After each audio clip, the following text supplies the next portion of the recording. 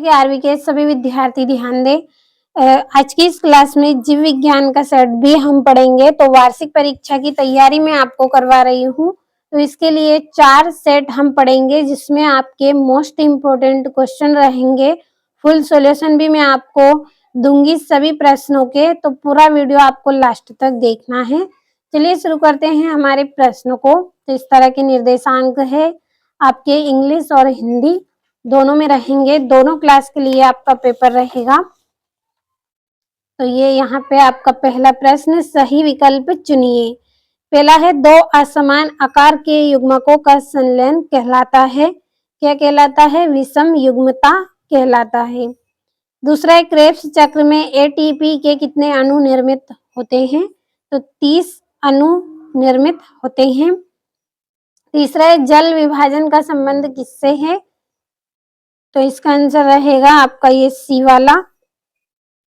चौथा है, मस्तिष्क का आंतरिक आवरण होता है, तो किसका बना होता है? ये पायामीटर का बना होता है।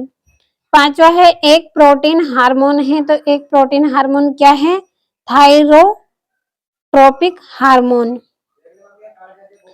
छठा है, रेड टाइट का कारण है, तो रेड टाइट का क्या कारण है? एक डाइनोफ्लैजिलेट। अब इंग्लिश मीडियम वाले बच्चों के लिए टिक कर लेते हैं। तो पहले का आपका ए रहेगा, दूसरे का आपका सी रहेगा, और जो तीसरा है, तीसरे का आपका सी रहेगा, चौथे का आपका रहेगा सी, पांचवे का रहेगा डी, और जो छठा है इसका रहेगा सी। अब अगला प्रश्न है आपका, रिक्त स्थान की पूर्ति कीजिए। तो पहला है, फेफड़ा डेडेस में स्थित होता है, तो फेफड़ा कहाँ पे स्थित होता है? वक्ष गुहा में, तो वक्ष गुहा यहाँ पे हम भर लेंगे। दूसरा है, इस पंजों में डेडेस संवहन तंत्र पाया जाता है, तो इसका आंसर रहेगा जल। तीसरा है, लैक्टेक्स वाहिकाएं डेडेस में पाई जाती है, तो कहाँ पे पाई जाती हैं? ये कोर्टेक्स में पाई जाती हैं।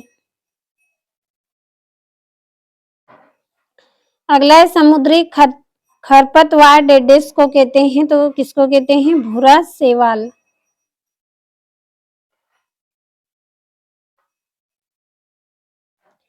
पांचवा है, द्वितीयक संवहनी ऊतकों का निर्माण डेडेस में होता है, तो किसमें होता है? कैम्बियम में होता है।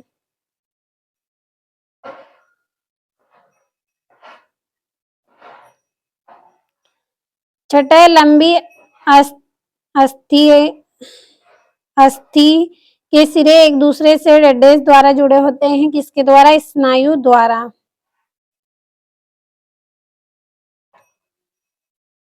और ये इंग्लिश मीडियम वाले बच्चों के लिए भी कंप्लीट है।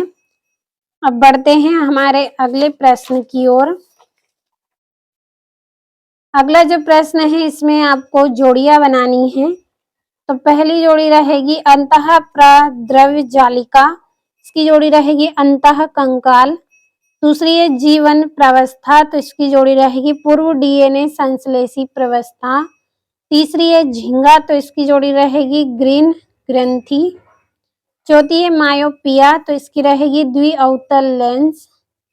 चौथी है साइटोकाइनेसिस, तो इसकी जोड़ी रहेगी कोशिका द्रव्य विभाजन। और यहाँ पे हम नंबर डाल लेते हैं जल्दी से। तो चौथी जोड़ी, तीसरी जोड़ी, और ये पांचवी पहली, और ये दूसरी। अगला जो प्रश्न है, इसमें आपको एक वाक्य में उत्तर करना है। तो पहले का आंसर आपको भरना है G0 प्रावस्था क्या है।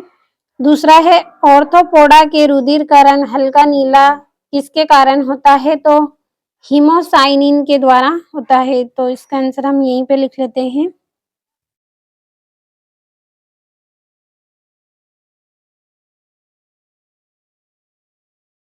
हीमोसाइनिन के द्वारा होता है।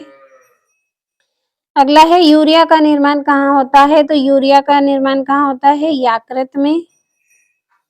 चौथा है, मूत्र में उपस्थित वर्णक का नाम बताइए। तो क्या है? यूरोक्रोम।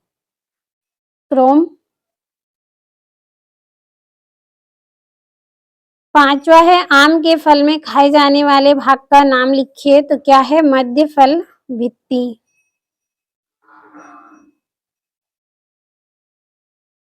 मध्य फल भित्ति। और ये इंग्लिश मीडियम वाले बच्चों के लिए पहले ही भर दिए हैं ताकि आपका समय बचे। अगला प्रश्न है सत्य असत्य लिखिए। तो पहला रहेगा आपका वर्गीकरण में प्रयुक्त संघ वर्गों में सबसे उच्च संघ वर्ग संघ है, तो ये आपका सत्य रहेगा। दूसरा है कुछ पादपों में 2 प्रकार की पत्तियां होती है, इस दशा को पत्ती की विभिन्न रूपकता कहते हैं, तो ये भी एकदम सत्य रहेगा आपका। तीसरा है फल भित्ति एवं बीज का बनना होता है, तो ये बना होता है, तो ये भी सत्य। चौथा है 80S राइबोसोम की बड़ी उप-इकाई 50S की होती है, तो ये गलत रहेगा। और सेंट्रियोल एवं राइबोसोम कोशिका के अंदर पाए जाने वाले 2 झिल्ली युक्त कोशिका अंग हैं, तो ये क्या रहेगा आपका? सत्य रहेगा। और क्लोरोफिल में प्रकाश की अभिक्रिया ग्रेना में होती है, तो सत्य रहेगा। यहाँ से टिक कर लेते हैं, पहला सत्य, दूसरा सत्य, तीसरा सत्य रहेगा, चौथा 5वां सत्य और छठा सत्य रहेगा। और ये 2-2 नंबर के प्रश्न हैं, तो इन प्रश्नों के आंसर की पीडीएफ आपके लिए तैयार कर ली है। अगर आपको पीडीएफ लेना है तो वीडियो के डिस्क्रिप्शन में मैं आपको नंबर दूंगी, कॉल कर लीजिएगा, जिसमें आपको सभी प्रश्नों के आंसर मिल जाएंगे। और ये आपका 11वां 12वां प्रश्न है, और ये आपका 13वां है, 14वां प्रश्न, और ये 15वां है। वॉटसन तथा क्रिक द्वारा प्रस्तुत डीएनए का प्रतिरूप बनाना है। ग्लाइकोलिसिस एवं क्रेब्स चक्र में अंतर स्पष्ट करना है आपको 3 नंबर में। और 17वां प्रश्न है C3 C4 पथ में अंतर स्पष्ट करना है। और ये आपका 18वां रुधिर एवं लसिका में अंतर बताइए। दोहरा परिवहन से क्या समझते हो, इसकी क्या महत्ता है? और ये आपका 20वां प्रश्न है। तो पीडीएफ लेना है तो कॉल जरूर करें, नंबर मिल जाएंगे आपको वीडियो के डिस्क्रिप्शन में। और आज की इस वीडियो में जीव विज्ञान का सेट भी हमने पढ़ा है, अगले वीडियो में सेट सी पढ़ेंगे, तो पूरे प्रश्नों को आप कंप्लीट अच्छे से करें।